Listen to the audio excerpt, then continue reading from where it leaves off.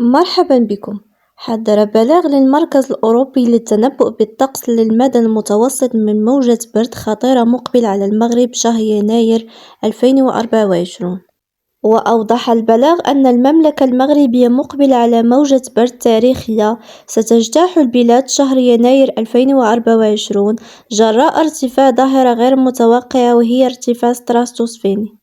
وأضاف البلاغ ذاته أن تياراً قطبياً هائلاً تشكل في قلب طبقة ستراتوسفير على ارتفاع 30 كيلومتر فوق القطب الشمالي سيطلق حسب التوقعات هواءً بارداً يمكن أن يؤثر على أوروبا وأمريكا الشمالية وحتى العالم العربي. وأكد البلاغ أن آثار هذه الظاهرة ستمتد إلى المغرب وستتجه كتلة من الهواء البارد نحو جنوب أوروبا وشمال غرب إفريقيا مما يتسبب في انخفاض كبير في درجات الحرارة. ويتوقع الخبراء تأثير طويل الأمد ومن المحتمل أن يمتد طوال شهر يناير. وشدد على أن المغرب يجب أن يستعد لموجة برد شديدة في يناير تؤثر على العديد من البلدان المغاربية بفعل الانخفاض الكبير المرتقب في درجات الحرارة وهطول أمطار غزيرة مع زيادة خطر الفيضانات وتلف المحاصيل.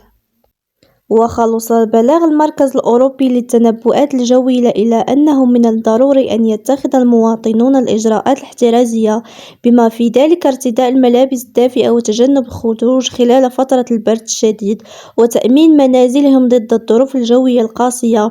وبالنسبة للمزارعين يوصى بوضع تدابير وقائية لمحاصيلهم لتقليل الأضرار الناجمة عن الأمطار الغزيرة.